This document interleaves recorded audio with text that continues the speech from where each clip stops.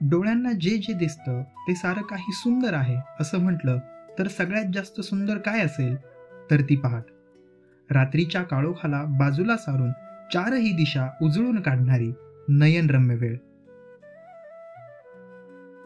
दिवसभर गोंगाटाने गजबजलेलं शहर यावेळी गाढ साखर झोपेत असतं. तेव्हा ते जेवढं अकराळ विकराळ आहे त्याहीपेक्षा कितीतरी पट निरागस भासतं. सूर्यनारायणाची मॉर्निंग शिफ्ट चालू होण्याच्या वेळी याच शहराच्या छोट्या मोठ्या भागात, घरात, सोसायट्यात लुटूपुटू कामाची गडबड चालू असते.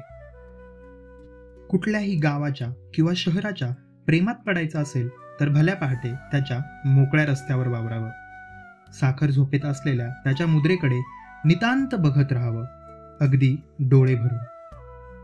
मग पुढे आपल्या नजरेस पडते त्याच्यावरच्या धुळीचं पांघरून बाजूला सारणारी माऊली आणि त्याच्या दिमाकासाठी राबणारा बाप. तिकडे त्याच्या स्वागताला बाजारपेठा हळूहळू सजायला लागतात. कुठे गुलाब, मोगरा, शेवंती आणि झेंडू यांची रेलचेल चालू होते.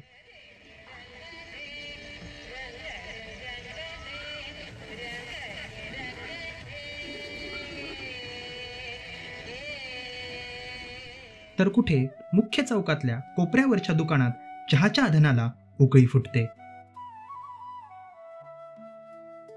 तोच हळुवार कानावर पडतो आजान आणि घंटानाद यांचा एकत्र सूर.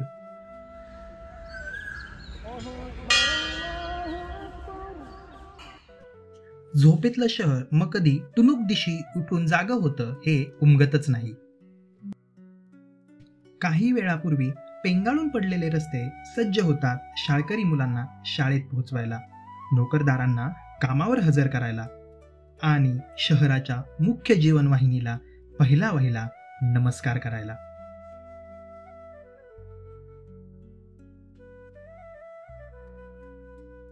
असं हे बंदिस्त शहर पुन्हा उभं राहतं उद्याच्या पहाटेची वाट बघत.